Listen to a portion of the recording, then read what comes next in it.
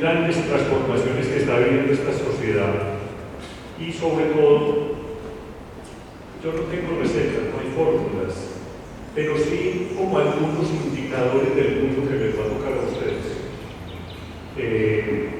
La única palabra que tenemos es incertidumbre y uno de los aspectos fundamentales para la vida de ustedes es saber manejar y vivir en la incertidumbre, porque la incertidumbre también es una gran oportunidad para todos ustedes. Entonces, yo voy a empezar, voy a dividir como en tres esta pequeña charla. Una es los grandes cambios demográficos que está viviendo la sociedad. Aparentemente no nos damos cuenta de lo que está ocurriendo, pero me parece que para lo que a ustedes les va a tocar en su vida profesional es importante saber en dónde se van a mover. Lo otro son los grandes cambios que las nuevas tecnologías están trayendo para la educación, pero también los grandes cambios que les va a tocar vivir a ustedes por esos cambios tecnológicos. Y una última partecita, un poco que pienso y que piensa mucha gente alrededor de cuáles son las vocaciones, cómo manejar las vocaciones y las tendencias y como cuáles son las carreras del futuro, que me parece que es pues, útil para ustedes.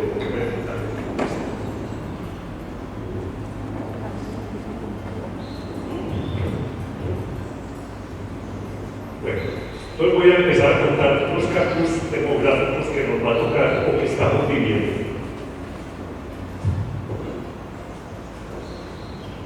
¿Siguen todo bien?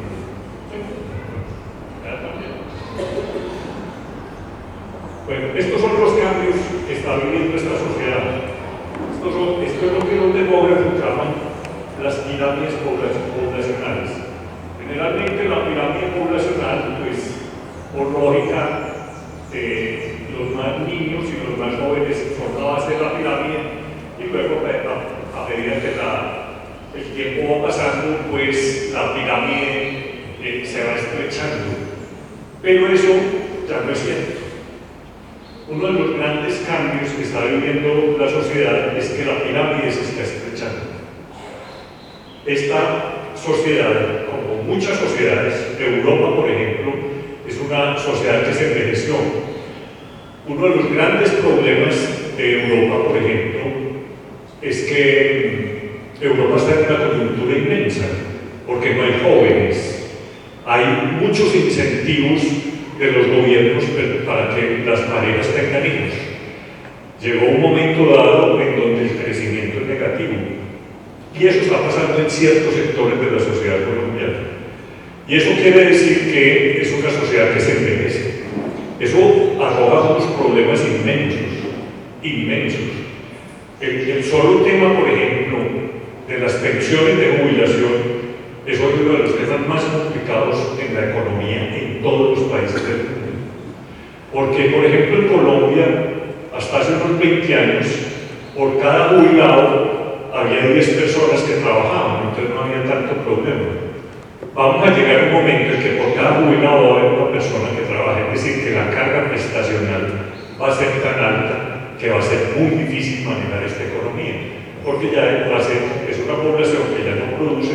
Y entonces, la población que produce para poder sostener la otra, ese es un problema de la economía mundial. El manejo del fondo de pensiones en el mundo es uno de los problemas más grandes. Gonzalo Pérez, el presidente de Suramericana, al que le escuché una conferencia en estos días, grafica muy bien ese cambio que estamos viviendo de la sociedad. Y dice: ustedes se han dado cuenta que ahora la publicidad de los pañales ya no es con bebés, sino con adultos. Y ese es el gran cambio de la sociedad. Ya la propaganda de pañales ya no es con bebés, sino es con personas de la tercera edad. Ese es el gran cambio que está viviendo la sociedad y lo vemos aquí perfectamente. Miren, esto era en el año 1990. 95, la pirámide era muy baja acá, muy amplia acá, y nos íbamos estrechando. En el año, este año, ya miren, cómo la diferencia en 20 años, cómo ya mucha parte de la población es adulta, y en el año 2020 miren cómo se va a comportar. Es decir, que estamos viviendo unos cambios profundos. Y miren esto, la gran transformación que va a haber en Medellín. Estas son las pirámides poblacionales del poblado, de Laureles, de la comuna del barrio popular y del barrio Santa Cruz. Entonces miren cómo ahora en el poblado y en Laureles no nos reproducimos. Cada vez hay menos parejas con hijos, o si hay con hijos máximo 2 hijos, pero la regla es o no tienen hijos o un hijo. En cambio, aquí la pirámide poblacional es muy alta, sigue siendo muy alta. Es decir, que va a haber un cambio de estrato muy grande. Esto, por ejemplo, para una universidad como la AFID, pues nosotros a uno le pagan es para uno proyectar qué va a pasar en su institución dentro de 10 años. Pues a nosotros nos tiene que preocupar esto, porque si la gran mayoría de nuestros estudiantes vienen de estos sectores, pues ¿qué va a pasar, por ejemplo, con la universidad dentro de 10 años? Entonces, si nosotros no estamos tomando medidas en este momento, pues la sostenibilidad o la posibilidad de la universidad va a ser muy distinta. Entonces, tenemos que tener muy claro, y en Colombia, no me explico por qué, pero no somos muy dados a los estudios demográficos, y eso es fundamental. Cuando yo estudiaba en Brasil tenía un profesor viejo maravilloso que decía: el territorio y la población. Si usted no sabe exactamente sobre qué territorio está actuando, cuál es la población sobre la cual usted está actuando a tientas. Y aquí vemos otros de esos factores que están cambiando radicalmente en Colombia y que son muy preocupantes, porque de alguna manera muestran un país cada vez más inequitativo. Estos son los estratos en Antioquia. Entonces miren, el estrato 1 es muy bajito, el estrato 6, el estrato 1. Aquí estos dos estratos, el 2 y el 3, es la gran mayoría de la población. Casi todos los países, sobre todo en América Latina, estamos tratando primero de eliminar la pobreza aquí y de que estos dos estratos suban un poco, pero eso en Antioquia no se está dando. Miren cómo está creciendo el estrato 1 y disminuye el estrato 6. Es decir, cada vez hay menos ricos más ricos y más pobres más pobres.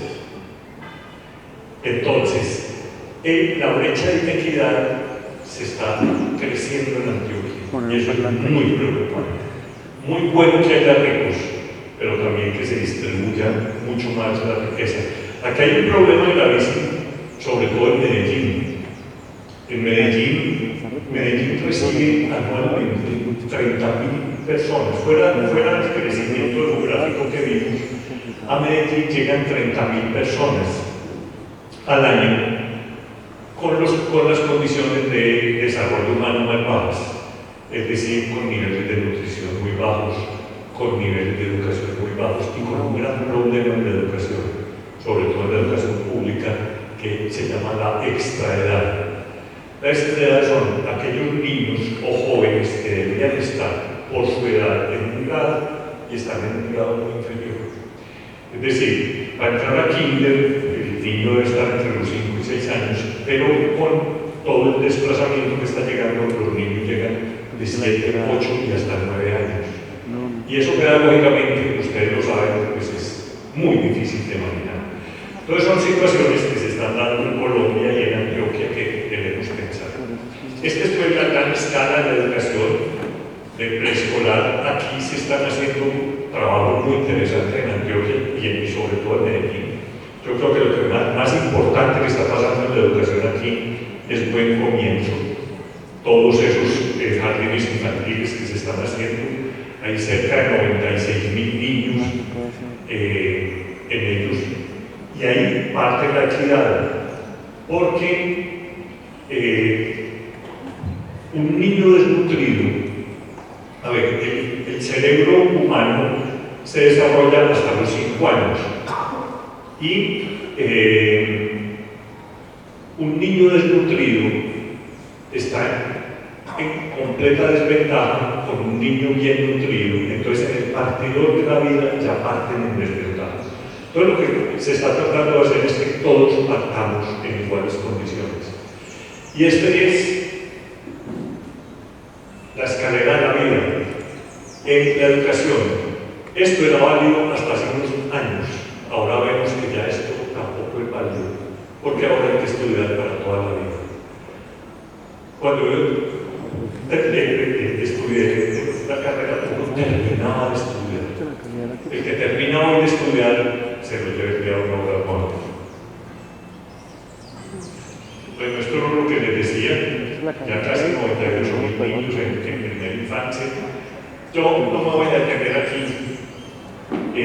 Este es otro tema, este es el embudo de la educación en Antioquia. Entonces, en preescolar tenemos casi 120.000 niños, entran a primaria 527.000, luego entran a bachillerato, ya hay una deserción aquí. Aquí hay una cosa que está pasando muy interesante, y es que las mamás que tienen los niños en estos colegios de buen comienzo no quieren pasarlos a primaria, porque están mucho mejor atendidos en buen comienzo, tienen mucha mejor alimentación, están 8 horas y no 5 horas, como es la jornada media en la mayoría de los colegios. Entonces se está presentando un problema ahí, que las mamás no quieren sacar a los niños de buen comienzo. Luego secundaria, la media, y entran, estamos en la universidad, casi 200.000 personas. Pero de esas 200.000, ya en especialización solo tenemos 8.000, en maestrías 4.000 y solo tenemos 800 estudiantes en doctorado. De manera que en esta parte Colombia tiene que seguir haciendo un esfuerzo inmenso, porque realmente el progreso de la humanidad en la investigación se da por aquí. No me voy a detener en esto, en temas de calidad, sí, en estos temas de inequidad que me parecen muy importantes. Miren la desigualdad, a pesar de que la gran mayoría de la educación es pública, estos son los colegios privados en Colombia, en Antioquia, que son nivel muy superior. Una cuarta parte de los colegios privados están en nivel muy superior. En cambio, en lo público solo el 1%. Entonces, hay un gran desequilibrio en la calidad de los colegios y esto hay que solucionarlo. Bueno, pero vamos a entrar a este tema que es un poco más interesante y que me parece que es más trascendental para ustedes. Voy a empezar con un video de estos jocosos que hace un canal alemán, y lo traigo por lo siguiente. Nosotros estamos viviendo una época de transición en la historia de la humanidad. Nosotros estamos viviendo una época absolutamente de cambios. Los cambios tecnológicos que no cesan de parar. Permanentemente estamos en cambios, permanentemente están saliendo nuevas tecnologías, permanentemente están saliendo nuevas aplicaciones. Y eso nos hace que tengamos que estar absolutamente atentos. Les voy a mostrar con este video un cambio de tecnología. Oskar? Ja, ja. Ja, ja, vad är det? Ja, precis. Ja. Ja, så den har inte gjort någonting i fulla. Nej, det är klart att det är parti och så försöker vi hålla det. Helt precis, se vad de ska hålla i poäng. Ja, så kommer det inte. Men det ligger där. Har du försökt att öppna den? Öppna den, ska vi ha varit så enkelt. Har jag blivit helt enkelt? Det ska det väl? Nej. Jag har sett på en. Nej, det är så langt kom jeg altså. Ok, men så stoppet opp, og så var jeg redd for at noe av teksten skulle forsvinne, så jeg trykte over videre. Ja, ok, ja, men du skjønner, inni her, så ligger det kanskje flere 100 sider med laget tekst. Så kan vi videre, så tar vi tak i et ark, og så drar du over på neste side, da fortsetter teksten her. Jeg blar, altså. Du blar, ja. Men tilbake da. Ja, så blar du tilbake der, og så er du tilbake til den teksten. Ok, så slutter der, og så fortsetter den der. Ok, men når jeg skal avslutte, hva gjør jeg da? Da slår du sammen permene. Ja. Skal vi lukke der. Sånn. Da lukker vi den, blir alt laget inni der. Ok, det skal ikke liste nå teksten. Nei, da blir det laget inni der. Da blir det ikke lyst til fyr, men det er kanskje litt sannsynlig. Ok, nei, men for det er noe når man holder på med skriftruller, så tar det litt grann tid å markere seg blad i en bøk. Ja, men jeg før det går. Jeg må gå inn en gang til. Jeg åpner sånn, og så hva du kaller det? Jeg blar frem og tilbake, og når jeg er ferdig, så bare lukker jeg den. Flott, dette er kjempegøy. Ja, men ikke sant?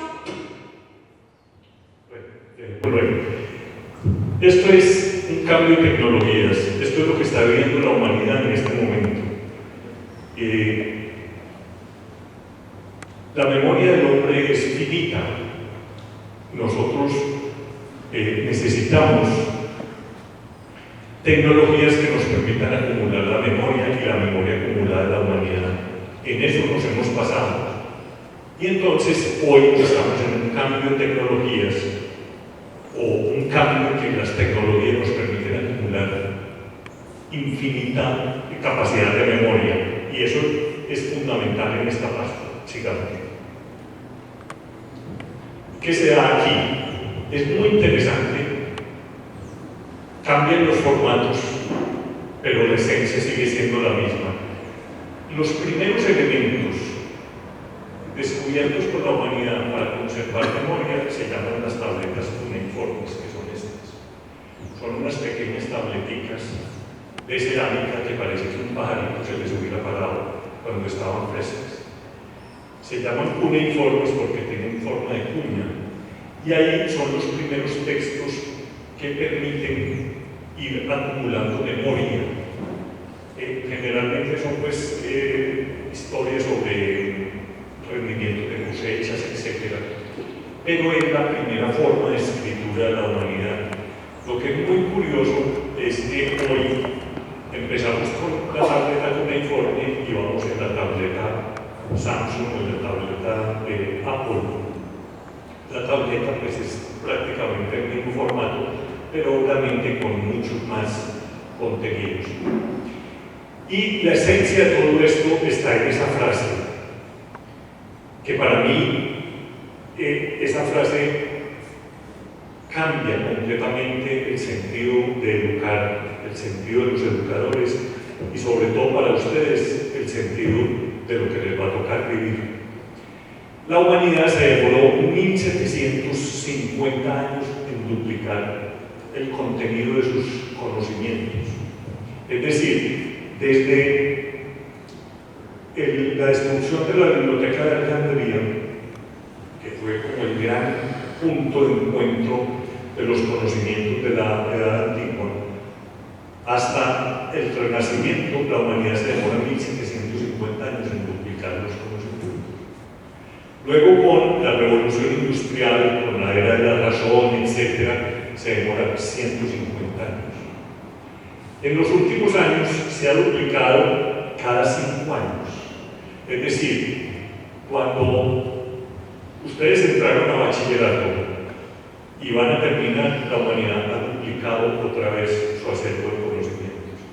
Pero en el año 2020, la humanidad va a duplicar los conocimientos cada 72 días. Cada 72 días. ¿Qué lleva esto? Que hoy todo lo que uno aprende es efímero. Todo lo que sabemos es efímero. Porque la humanidad está evolucionando y generando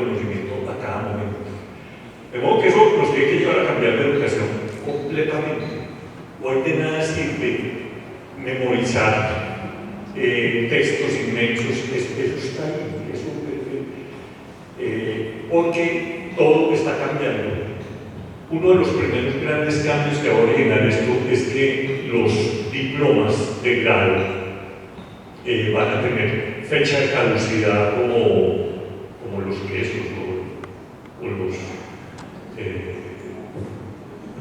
los fármacos, etcétera, como los yogures. Los diplomas muy pronto van a decir, este diploma tiene vigencia 5 años. Se calcula que lo que uno aprende en una maestría de administración, por ejemplo, caduca en 5 años. A los 5 años eso que aprendiste ya no te sirve. Y eso se da, pues si yo voy a un médico que tiene el diploma de hace 20 años, yo desconfío de ese médico, si ese no está renovándose permanentemente. ¿A qué nos lleva esto también? Es que hoy aprender es para toda la vida, y sobre todo en la vida profesional. De manera que lo que tenemos que hacer las instituciones educativas es entregar herramientas para estar informándonos permanentemente, aprendiendo, conocer permanentemente. Más que conocimientos, tenemos que generar hábitos de estudio, métodos de estudio, metodologías de aprendizaje, etc. Y eso no lo permiten las nuevas tecnologías. El mundo ha cambiado radicalmente, pero radicalmente en estos últimos 30 años. Como nunca antes, la humanidad se había transformado como en estos últimos 30 años.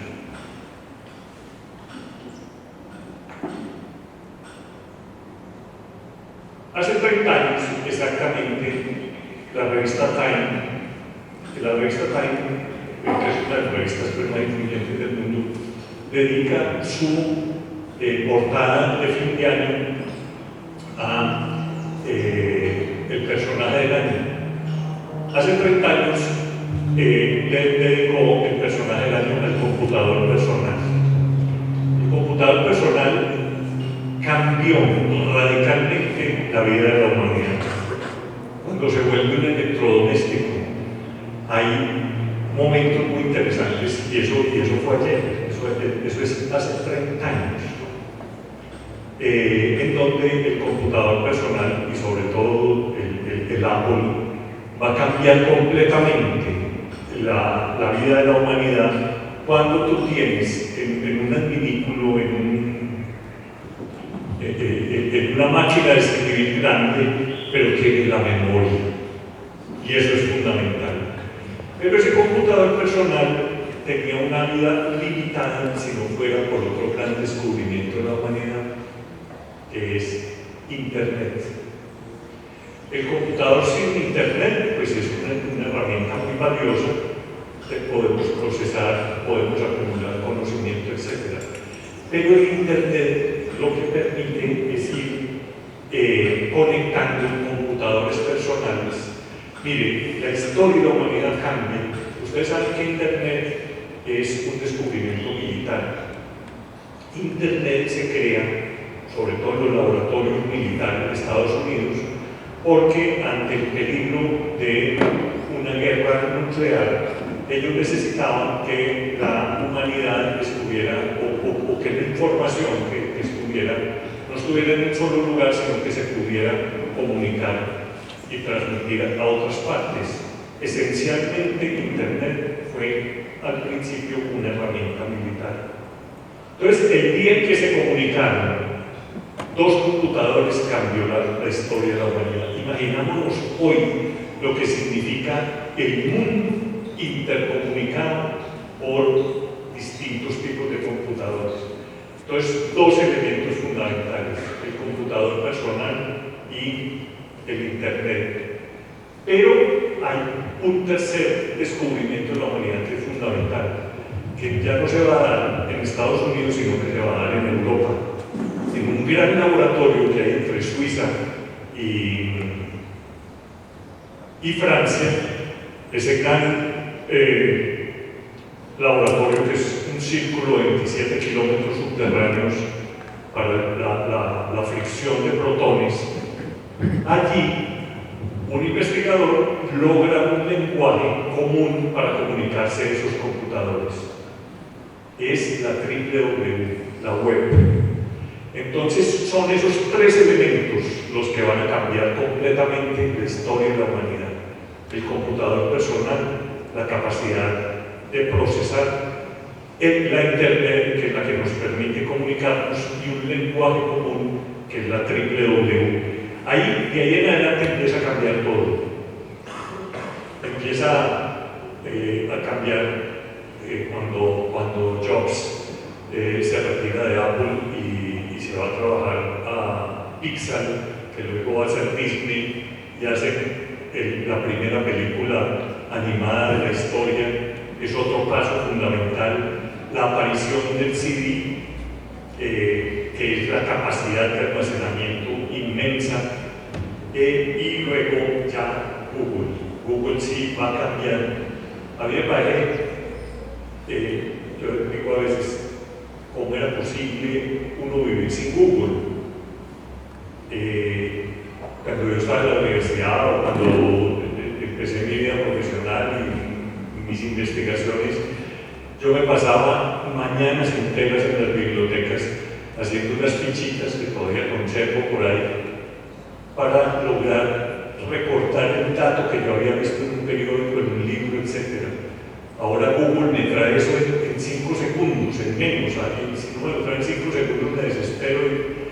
Google es la posibilidad de tener, o todos estos buscadores, de tener toda la información de la humanidad en tiempo real y en línea. Es que esto nos cambió completamente. De manera que ahí hay un gran cambio. Primero tenemos una tecnología que nos permite comunicarnos, pero sobre todo acumular conocimiento y acceder a la información. Acceder a la información, eso es lo más importante que nos está pasando. ¿Cuál es el problema? Que creemos que la información es el conocimiento. Por eso dicen, pero es que profe, esto no es fraude, porque yo lo bajé de internet. Eso es información, usted lo tiene ya, pero lo que necesitamos con esa información es asimilarla a nosotros mismos, para nosotros mismos sacar conocimiento de esa información. De manera que hay otro cambio fundamental, y luego aparece la movilidad. Este es el cuarto elemento. La posibilidad de uno estar conectado, interconectado. Cómo cambiaron las redes sociales, cambiaron los comportamientos. Nosotros, por ejemplo, hemos estado haciendo unos focus group en la universidad para ver cómo nos comunicamos, cuál es la forma de comunicarnos con ustedes, por ejemplo. Y han aparecido cosas muy interesantes y que para nosotros es un cambio.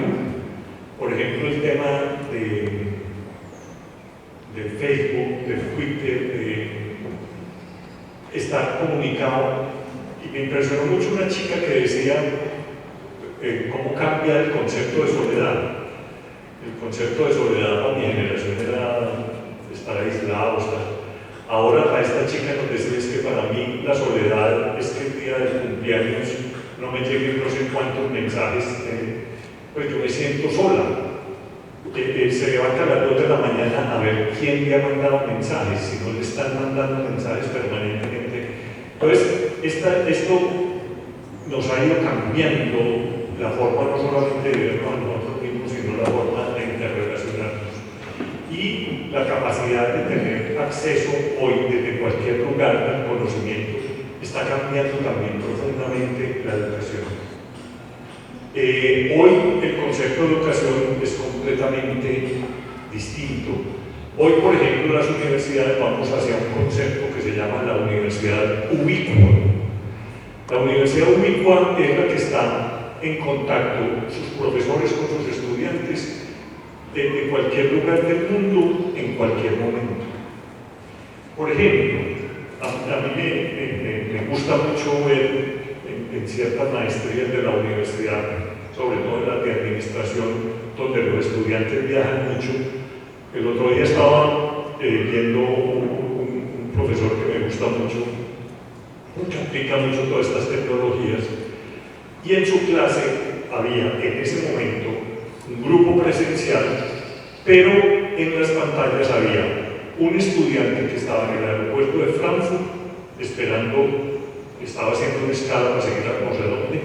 Había un estudiante desde su hotel en Beijing y había un estudiante en Barcelona, en distintos horarios completamente, pero estaban en la misma clase a la misma hora. Eso es lo que se llama hoy la universidad ubicua. Es la posibilidad de estar conectados permanentemente en una interacción. Entonces, esto nos está cambiando en las universidades. Ahora les voy a mostrar, esto es un video de una publicidad de una fábrica de vidrio. Cada vez estamos en búsqueda de mejores resoluciones en las pantallas. Uno de los grandes aspectos hoy de la tecnología es el manejo de las pantallas.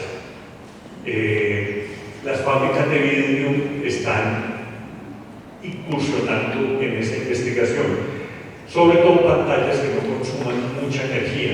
¿Por qué? El gran problema no es por ejemplo, las baterías o las pilas de los celulares se acaben muy rápido, sino que las pantallas consumen mucha energía. Entonces, cada vez pretendemos tener pantallas que consuman menos energía, que duren más, y sobre todo estamos buscando formas de cuáles son esas pantallas. El mundo cambió en eso.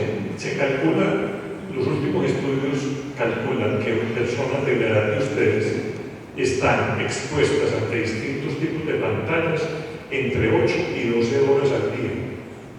La pantalla del celular, la pantalla del iPad, la pantalla del computador, la pantalla del televisor, las pantallas de Publix en la ciudad. Ahora todos estamos expuestos frente a pantallas.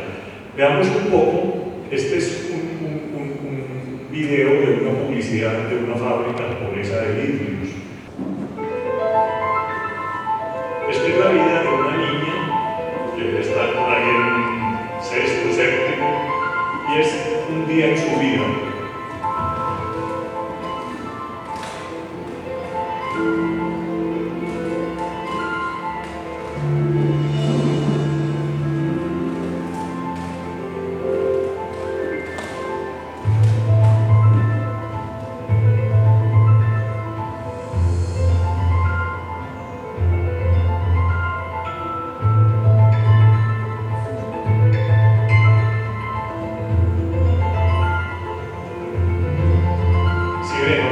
Las pantallas van a ser los mismos vidrios que nos van a separar, entonces ahí se va perfectamente proyectar, que luego pasa a los dispositivos móviles.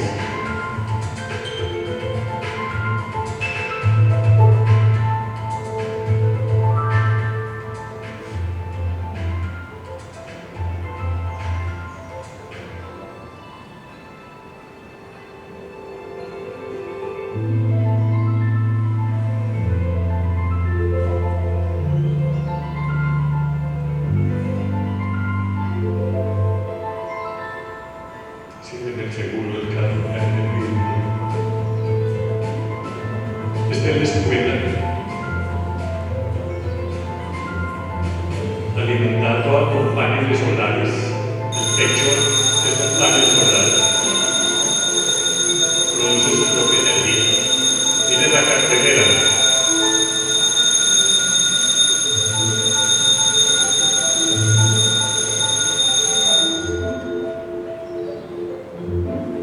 Ese es el tablero interactivo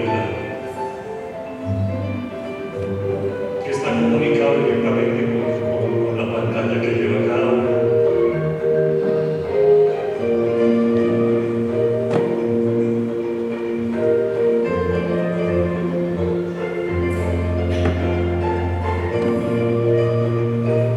Entonces, ese día van a ver la teoría del color, por ejemplo. Desplacémonos entonces. Esas son unas nuevas mesas, en la universidad hay varias, son mesas interactuantes. Entonces vean, por ejemplo, hoy van a estudiar teoría del color.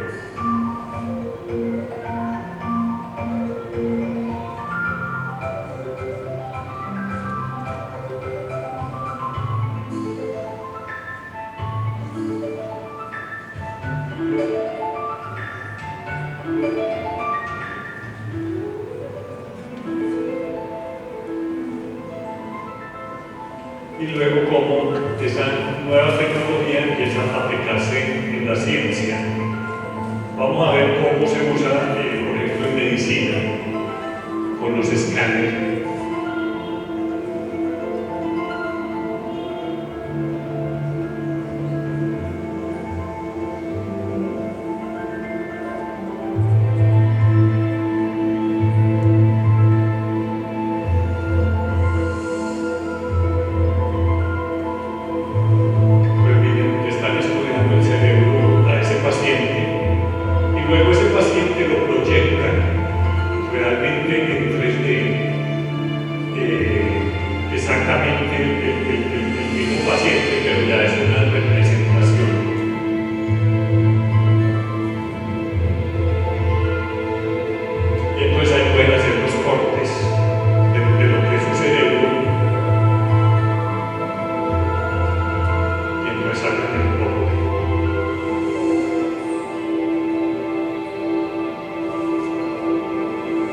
Y luego ya las niñas van a un parque de diversiones, un parque jurásico.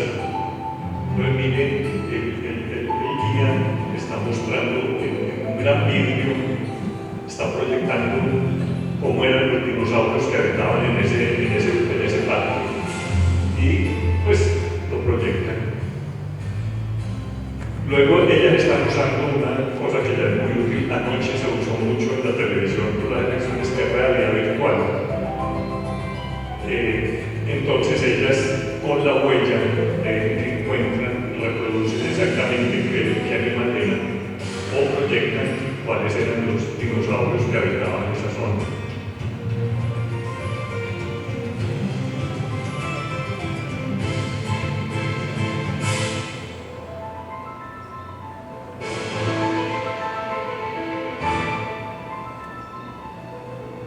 Ya por la noche le están contando la mamá, están proyectando en la gran pantalla de su casa, le están contando qué pasó todo el día.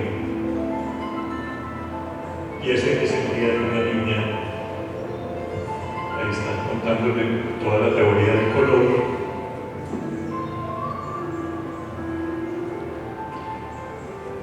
No es ciencia ficción, eso ya está, buena parte. Nosotros hacemos parte de un grupo que se llama Horizon. Ese grupo es un grupo colaborativo. Ahora la ciencia no se hace individualmente.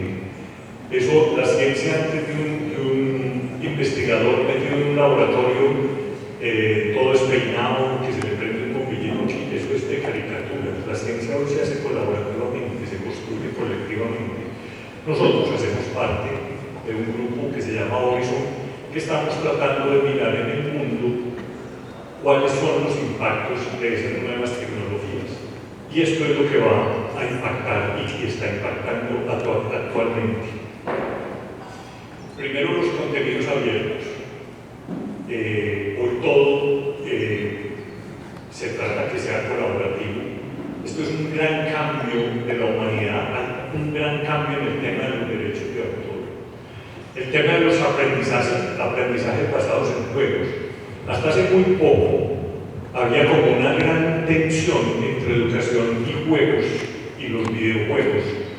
Hoy ya no es tanta la tensión. Hoy incluso hay pedagogos que dicen los juegos son interesantes, generan atención y por ejemplo hay una teoría que dice que la teoría de los juegos y la teoría del aprendizaje son muy parecidas, porque la progresividad, es decir, la misma lógica del conocimiento, para uno poder entrar al castillo, pues tiene que pasar primero por un foso, después tiene que subir unas escaleras, etc. Esa es la lógica del conocimiento. Para yo poder llegar a tal conocimiento, pues debo pasar por ahí. Entonces hoy no es tanto la lucha. Y por ejemplo, los videojuegos son los que están en la punta de lanza del conocimiento de las nuevas tecnologías. Una de las nuevas tecnologías, por ejemplo, que va a cambiar es la gestualidad. A ver, hay unos autores que dicen, por ejemplo, la gran diferencia entre ustedes y yo, generacionalmente, es que ustedes, yo por ejemplo, soy todavía de la generación índice. Ustedes ya son de la generación pulgar. Yo todavía le digo Guantemarco, te llamo. Ustedes son de la generación pulgar. Ustedes nacieron jugando Nintendo, jugando PlayStation. Y ustedes saben que es uno de los grandes, una de las grandes diferencias de nosotros con los simios, por ejemplo. Los chimpancés no pueden hacer esto. Eso neurológicamente tiene una función inmensa. Pero esa diferenciación entre ustedes y nosotros ya va a desaparecer también. Porque ahora vamos a la gestualidad. Próximamente todos estos adminículos los vamos a manejar con voz. Ya muchos se manejan con voz o con sutiles cambios, incluso con el parpadeo se pueden manejar. Y todo esto viene por los videojuegos. No sé si ustedes, a mí me dan mucha gracia ir a estos almacenes de tecnología y de pronto paso frente a una televisión y veo una gente haciendo los movimientos extrañísimos y es que están jugando ya gestualmente frente a... Eso es lo que viene ahora, viene toda la gestualidad. Los entornos personales de aprendizaje, miren, este es el gran cambio. Voy a seguir ahorita con eso, que es un entorno personal de aprendizaje, cómo cada uno de nosotros tiene que aprender a armar en su aparatico cuáles son todas las herramientas que le permiten a usted acceder al conocimiento y a la información.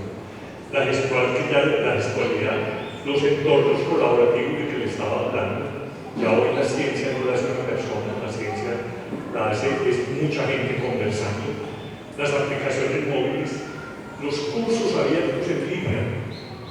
Miren, pónganle cuidado a eso. A lo mejor la universidad de ustedes lo va a hacer por ahí. Eso le llaman los MOOCs, que son los cursos abiertos. Hoy ustedes, por ejemplo, entrando a un programa que se llama Coursera, a través de Coursera ustedes pueden entrar prácticamente a todos los cursos de Harvard, o de MIT, o de Stanford, o de Yale. Ustedes pueden estudiar hoy, hacer el curso de Física 3 con el profesor más importante que hay en el mundo, gratis. Eso está cambiando también completamente. A lo mejor la universidad que les va a tocar a ustedes o a los hijos de ustedes no va a ser la universidad que nosotros tenemos ahora, sino una universidad donde usted escoge el menú y va sacando. Yo quiero estudiar física con el profesor Carlos Harvard, pero quiero hacer física 3 con el otro de MIT, y a lo mejor entonces yo puedo escoger de una gama muy diferente. Las aplicaciones móviles, la trazabilidad, las hojas de vida están desapareciendo, los informes en los colegios están desapareciendo. Hoy lo que nos importa es la trazabilidad. Hoy en Inglaterra, por ejemplo, ya usted no lleva una hoja de vida a alguien que lo quiera contratar. Él simplemente con entrar a una base de datos de su historia académica sabe quién es usted. Desde kinder te están haciendo la trazabilidad, cómo aprendió a leer, qué habilidades tiene más habilidades para matemáticas o tiene más habilidades para lectura, etc. Entonces, si yo estoy buscando a alguien, yo busco simplemente en una base de datos los perfiles que yo necesito, porque mi vida va a quedar grabada, trazada en nuevas fuentes de documentación. Tengo que las hojas de vida van a desaparecer. Hoy, todos los colegios, en vez de tener una lista y unos archivos, unas carpetas con las calificaciones y no sé qué, lo que van a tener son unos centros de videos donde está toda tu vida, cómo fue la evolución de tus cambios de aprendizaje. Eso se llama hoy educación lotusiana. Las instituciones educativas ahora lo que van a tener es un gran banco de datos con lotusiana, donde está la historia del proceso de aprendizaje de cada uno de sus alumnos, que luego eso va a ser público y eso va a ser lo que le va a servir a los empleadores. La geolocalización. Yo hoy, a través del proceso de geolocalización, yo sé exactamente de dónde vienen los 9.663 estudiantes que tengo aquí. Tengo un software que me permite saber de dónde vienen, eso me permite tomar decisiones, eso me permite saber cómo manejo la movilidad, etc. Y el tema de la realidad aumentada que hemos trabajado. Pero me voy a centrar aquí. en los entornos personales de aprendizaje. Mire, Juan, incluso les voy a dejar esto. Esto es lo que ustedes necesitan de ahora en adelante. Ustedes tienen que tener esto y tienen que aprender a manejar todas estas herramientas para poder ustedes hacer uso pleno de las tecnologías para hacer su propio autoaprendizaje. Esto es lo más importante ahora. Esto es lo que se llaman los entornos personales de aprendizaje. Estos son todas las competencias que yo necesito. La gran tristeza es que todos estamos muy enfierrados con todas estas nuevas tecnologías que todos estamos hablando, pero lo utilizamos en el 0.0%, para mandar chat, para mandar Facebook, para no sé qué, pero lo importante es para yo acceder al conocimiento, procesar la información y generar mi propio conocimiento. Entonces, estas son las herramientas, los software que yo debo manejar para cada una de esas competencias. Entonces, para imágenes, por ejemplo, yo debo manejar Flickr, debo manejar todo esto. Para el audio, aquí tengo todas estas posibilidades. En video, yo debo manejar y recurrir desde TED, que me parece de los grandes descubrimientos. Es que ahora uno en TED, cualquier tema lo puede bajar uno con el mejor experto del mundo y en 20 minutos uno puede conocer exactamente a dónde está la frontera del conocimiento gracias a TED. Los movements sociales, los blogs, los agregadores, los documentos, las redes sociales, las presentaciones, los wikis, todas las posibilidades de wikis que uno tiene, las comunicaciones, cómo se manejan los derechos de autor, las anotaciones, que es una de las formas más interesantes ahora de generar conocimiento, las aulas virtuales, los navegadores, los discos duros en línea, los mapas conceptuales. Esto es de lo más importante. Hoy, antes, el otro día me preguntaban a usted qué le quedó de educación por los jesuitas, y decía los cuadros sinópticos. Los jesuitas me enseñaron a tener un método de aprendizaje. Yo antes de sentarme a escribir una página, yo tengo que tener el cuadro sinóptico, pero eso ya no es. Ya son los mapas conceptuales. Y ahora yo puedo ir creando los mapas mentales y los mapas conceptuales a través de todas estas herramientas. La gestión de bibliografía y los buscadores. Si ustedes logran tener en su pantalla una décima parte de esto, al menos que en cada una de las áreas logren tener uno o dos software de esos que manejen, ustedes tienen unas herramientas que les van a permitir acceder a la información, procesar la información. Muchachos, esto es de lo más importante que ustedes deben manejar de ahora en adelante. Les voy a dejar esta diapositiva y aplíquenla. Los que dominen esto van a poder, le llevar una ventaja inmensa al resto de los mortales. ¿Qué ocurre con todo esto? Que todas estas tecnologías pues están cambiando y el mundo laboral que les va a tocar a ustedes es muy diferente al mundo que nos tocó a nosotros. Y voy a ir muy rápido. Estas son algunas de las cosas pues, que son lo que están cambiando. Las tecnologías móviles, la supercomputación. Nosotros acabamos de adquirir un computador, un supercomputador. Es hoy el computador número 11 en América Latina con una universidad norteamericana que se llama la Universidad de Purdue. Y todavía pues con la Universidad de Purdue pues, nos regalan de pedazos porque ya para ellos. Pero para nosotros, simplemente les doy este dato, hace 2 millones de operaciones por segundo. 2 millones de operaciones. Un ejemplo. Hay un grupo de la Universidad de Antioquia que está tratando una de las enfermedades más tenaces que quedan, sobre todo en las áreas tropicales, es la leishmaniasis. El ejército colombiano tiene muchas más bajas por leishmaniasis que por la guerrilla. Es una enfermedad que en la selva, es una enfermedad en la piel, no se ha podido tener un remedio. Entonces este grupo de la Universidad de Antioquia está cruzando 5.000 proteínas con 600.000 fármacos que existen en el mundo, a ver cuál de esos fármacos logra detener la leishmaniasis. Con los equipos que tenían hasta el año pasado, se demoraban 17 años en hacer ese cruce. Con este computador, en un día corrieron lo que no habían corrido en los últimos 6 meses. Es decir, la supercomputación es lo que nos va a permitir hacer operaciones absolutamente complejas, realmente entrar a otro mundo, sobre todo el mundo de los nano. El mundo de la nanotecnología, lo que les va a tocar a ustedes, es la gran revolución en el mundo, pero son cifras que con la capacidad que tenemos mental ahora no nos dan. Tenemos que necesitar la ayuda de la supercomputación. La nube nos cambió. Por eso cada vez le podemos meter más cosas a estos aparaticos, más usos, porque ya no necesitamos tener la carga de la memoria, porque la memoria está en alguna parte en el mundo, en la nube, y eso nos ha liberado para muchas cosas. Y los servicios de información. Todo lo que les decía, la nanotecnología, la biotecnología. Miren, para un país como este, nosotros no podemos caer en la trampa y seguir chicaneando de que somos el país con la mayor biodiversidad del mundo. Lo importante no es solo tener la biodiversidad, sino el saber sobre la biodiversidad. ¿Qué pasa? La humanidad, después de la Segunda Guerra Mundial, desarrolló muchos medicamentos desde la química, pero la química llegó a un techo. Y hoy la humanidad está volcada otra vez sobre la biología para buscar las soluciones para sus enfermedades tradicionales.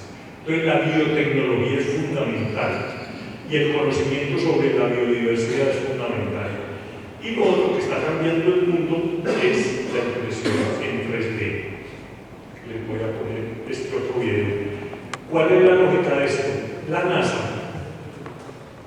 para la creación de estas estaciones espaciales, pues no puede mandar una caja de herramientas para un tipo de herramientas para cada tornillo, cada puerta que es el que está allá arriba. Entonces, ¿cuál fue la solución que hicieron? Entonces, en vez de mandar una caja de herramientas que ocupa mucho espacio, que sobre todo peso, llevemos unas fotocopiadoras en 3D que puedan hacer las herramientas que les permitan a ustedes hacerlas en el lugar sin necesidad de llevarlas. Esto está cambiando también el mundo. En la universidad ya tenemos varias, porque esto nos permite hacer prototipos, que es fundamental en la industria. Uno antes de sacar un producto a la industria tiene que tener lo que se llama el prototipo, la prueba alfa, para ver cuáles son sus características, etc. Entonces, esto es impresión 3D.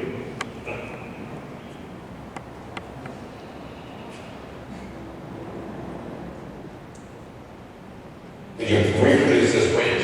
Absolutely.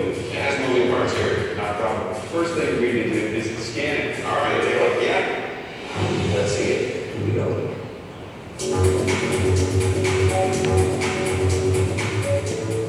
The scanner inputs every facet of the wrench into this computer, creating an image that will be sent to the printer. Oh, that is cool. How accurately can you measure the shape? The accuracy is within 40 microns. That's like a human hair width. Actually, a little less. That's incredible. All right, so the wrench was scanned. Here's the wrench that you did. Okay, can you make that ring red? Sure. I want to select it and paint a piece of thread. I see. Just that simple. When we're ready, we screw down the paper.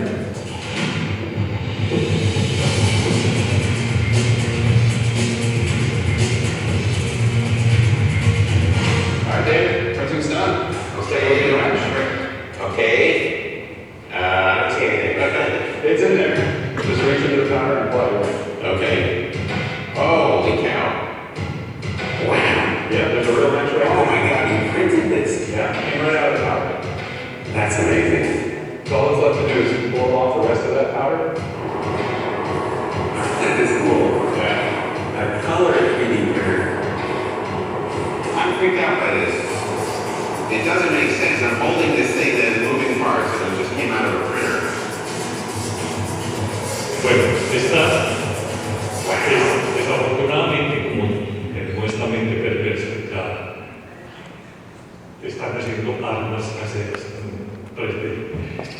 Pero bueno, este es otro tema. Pero estos son como las nuevas tecnologías que están cambiando y que les van a tener a ustedes un mundo completamente diferente. Voy a ir terminando. Para la Unión Europea, para todas las grandes habilidades, competencias que les faltan a ustedes o que van a inventar ustedes en el mundo, van a ser las siguientes. Una, comunicarse en lengua materna. No descuiden eso, muchachos. El lenguaje es lo que nos permite nombrar las cosas. Mientras más rico es el lenguaje de una persona, mucho más amplio su conocimiento. No se queden en las simples muletillas, sino que las lenguas extranjeras. Hoy, a mí me impresiona cuando llegan estos muchachos a la universidad, los que vienen a hacer intercambio de Dinamarca, de Corea, yo me siento a hablar con ellos y les digo, bueno, ¿y por qué su interés en venir a hacer 6 meses aquí? La mayoría dicen, primero porque para mi carrera es importante tener conocimiento de América Latina. Yo ya estuve en África, ahora voy a estar en América Latina, el próximo semestre voy a estar en Asia. Entonces, cuando yo termine mi carrera, pues yo voy a tener conocimiento de los 4 continentes. Además, quiero, cuando salí de mi carrera, tener un 5º o 6º idioma. Es la gente con la que ustedes van a competir en el mundo. Son personas ya absolutamente abiertas, porque aprender un idioma es sobre todo adentrarse en otra cultura. Entonces, ojo con eso. Las competencias matemáticas y las competencias básicas. Elementos fundamentales de matemáticas. Hoy, en todas las áreas del conocimiento, necesitan ustedes fundamentalmente el pensamiento lógico que les dan las matemáticas. Las competencias digitales, lo que estamos, aprender a aprender. Todas esas herramientas que les dije anteriormente, es que miren, los conocimientos cada día están cambiando. Ustedes lo que necesitan son métodos para seguir aprendiendo durante toda la vida. Las competencias sociales, aprender a vivir en sociedad y en distintas culturas. El sentido de la iniciativa y el espíritu de la empresa. Pasó el tiempo y, por ejemplo, nosotros en la universidad estamos en un gran cambio. Nosotros hasta hace un tiempo nos pensábamos que nosotros estábamos solo en el campo de la formación y que nosotros lo que queríamos era formar los empleados que necesitaba el sector empresarial, etc. Ya nos interesa más formar empleadores que empleados. La iniciativa de crear la propia empresa y lo otro, la capacidad de moverse en distintas culturas. Las grandes empresas hoy en el mundo lo que están dando prioridad es a los grupos multiculturales. La capacidad de yo trabajar en equipo, pero al lado de un chino, al lado de un africano, al lado de un vietnamita, al lado de un norteamericano. Entonces, estas cositas son fundamentales hoy en la vida de ustedes. No me voy a detener mucho en la... Simplemente traigo el ejemplo de Fernando Botero. Cuando vayan a tomar la decisión que van a estudiar, háganle caso al corazón, háganle caso a sus intereses. Cuando Botero le dijo a la mamá que iba a ser pintor, la mamá le dijo, pues mejor hijo, sea pintor, pero se va a morir de hambre. El día que salió esa entrevista, se vendió una escultura de Nueva York en $980,000. No le fue tan mal en la vida. Háganle caso al corazón. Hoy, escoger una carrera, si bien es importante, es más importante escoger una buena universidad. Escoger una universidad donde tengan muchas posibilidades, donde la universidad les ofrezca muchas cosas distintas. No me voy a tener en esas más, porque veo que son papapas. Lo más importante son nuevas profesiones. El año pasado estuve en una reunión y uno de los empezó diciendo, ustedes todos los que están aquí posiblemente van a trabajar en empresas que todavía no existen, resolviendo problemas que no sabemos cuáles son. Lo que tengan sean unas bases de conocimiento importantes y aprendan a trabajar en grupo y aprendan a trabajar con distintas disciplinas. Eso es lo más importante. El ejemplo que les traigo es este.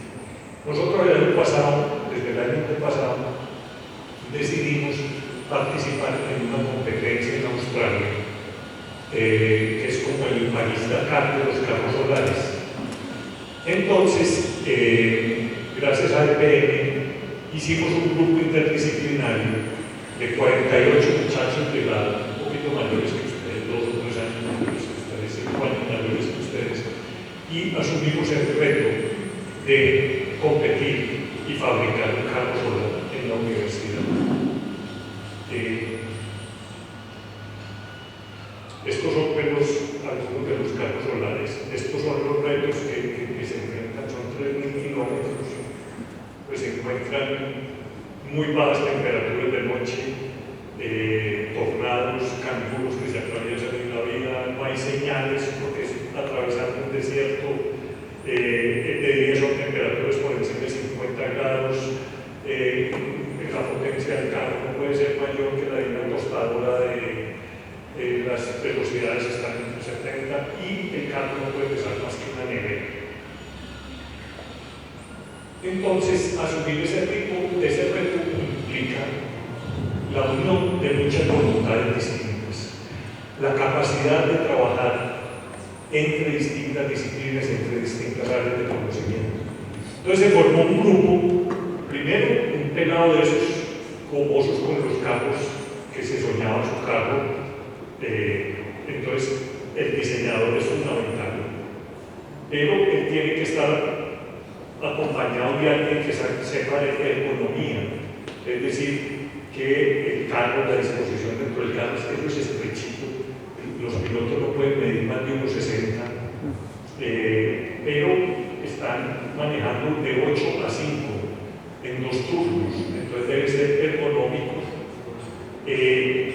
Quien conozca de electrónica, transformar la energía solar en potencia para mover un carro de esos. La construcción del chasis, por ejemplo, que tenía retos que aquí nunca habíamos. El chasis no puede pesar más de 20 kilos y para construir un chasis de 20 kilos pues hay que traer materiales que aquí no existen. Entonces también con los de negocios internacionales, cómo, dónde vamos a comprar esos materiales y cómo con los de producción vamos a saber cómo es la soldadura para esos nuevos materiales que nunca lo habíamos hecho. Entonces fíjense, son tanta gente resolviendo problemas distintos. Eso es hoy la universidad, eso es hoy el conocimiento, es la capacidad de entre todos generar conocimiento colaborativo, hasta que llegaron a esto y lo bautizaron Primavera. Este es entonces el modelo, ya el prototipo. Tiene cosas muy innovadoras, por ejemplo, los paneles solares curvos. Eso implica porque las láminas solares pendientes de los paneles solares son muy rígidos. Entonces, cómo doblarlos es cortándolos y aplicándolos sobre una, porque parte fundamental de esto son los vientos. No es tanto la potencia del carro, sino cómo el carro se enfrenta a vientos en contra, y eso fue una de las cosas que nos perjudicó mucho, porque el último día de competencia entró un viento que el día anterior le había favorecido.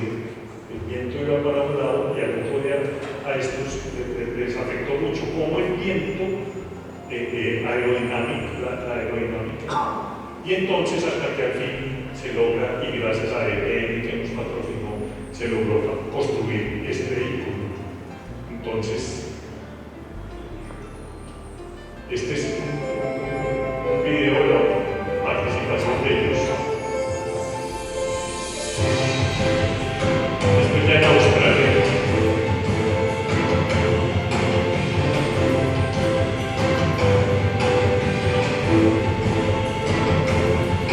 Este es la salida del carro en la costa norte.